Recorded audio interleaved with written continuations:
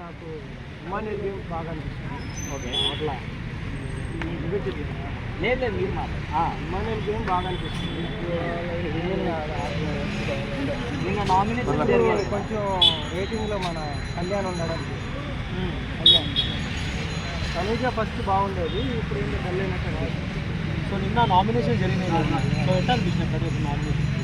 ఎవరికి వాళ్ళు కంప్లీట్గా చేస్తున్నారు. బట్ ఓవరాల్గా మనం చూసేటప్పుడు ఏంటంటే మనకు అన్నీ చూపెట్టరు కదా, ఏం చూపెట్టాలనుకున్నారు అదే చూపెడతారు. అది అందులో జెన్యూనిటీ ఎంత ఉంది ఏంటనేది మనకు తెలియదు. బిగ్ బాస్ అనేది ఇప్పుడు అది గేమ్ షో కాబట్టి గేమ్ షో లాగే చూడాలి. పర్సనల్గా ఎవరు తీసుకోకూడదు. పర్సనల్గా తీసుకుంటే ఇబ్బందులు అవుతుంది. సో మన నిన్న సంజన రింకుని ఒక మాట కూడా జరిగింది, రాత్రిపూట పవన్తో కూర్చుంటావు, నువ్వు కళ్ళు మూసుకోవాల్సి వస్తుంది అని. మాటలు చూసినప్పుడు ఏమైందంటే అవే పర్టికులర్ వాళ్ళని డౌన్ చేసే మాటలు అవే కదా. జనరల్గా మాట్లాడితే జనరల్గానే ఉంటుంది, కానీ అలా పర్టికులర్ ఒక పర్సన్ని చేసినట్టు మాట్లాడితే దానివల్ల ఆమె డౌన్ ఫాల్ అవుతుంది.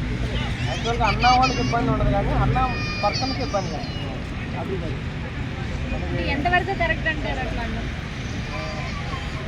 అక్కడ లోపలికి వెళ్ళి పూర్తిగా ఏం జరుగుతుంది అనేది మనం చెప్పలేం, కానీ వాళ్ళు అనకూడదు. యాక్చువల్గా ఆ మాట ఒకవేళ జరిగినా అనకూడదు కదా, అనకూడదు.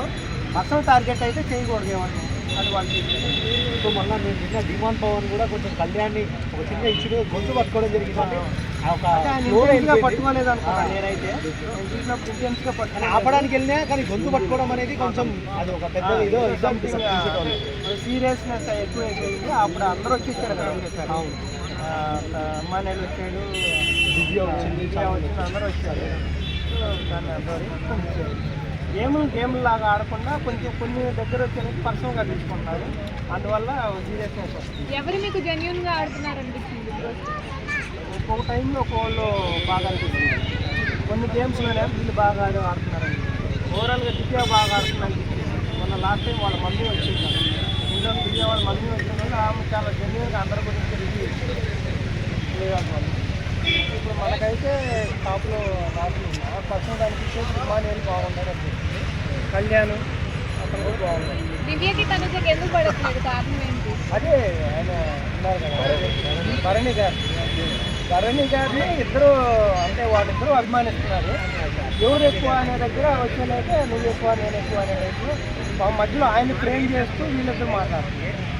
గేమ్ ఆడడానికి వెళ్ళి ఎక్కువ తక్కువ చేసుకోవడం ఎంతవరకు కరెక్ట్ అంటారు?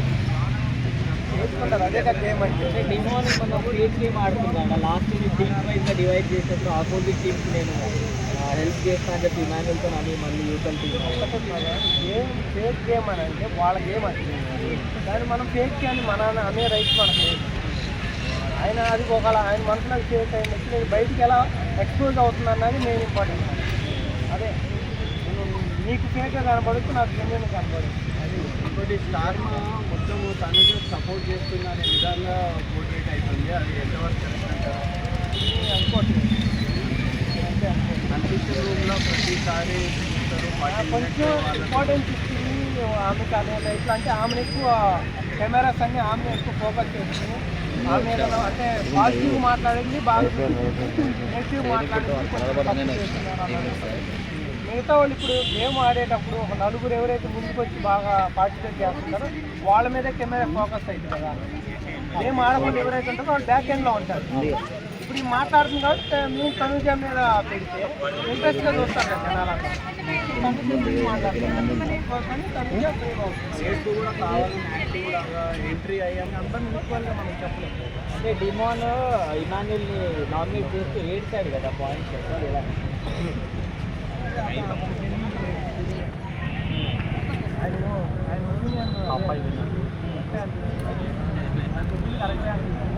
బట్ నామినేట్ చేయాలి కదా. ఫైనల్గా నేను గెలవాలంటే జెన్యూన్ అయినా కూడా నేను నామినేట్ చేయాలి. ఇప్పుడు ఇక్కడ ఓవరాల్గా ఒక నలుగురు వచ్చి నేను అక్కడ ట్యాక్టింగ్ అందరూ తప్పు పట్టారు. వాళ్ళకే ఎంతమంది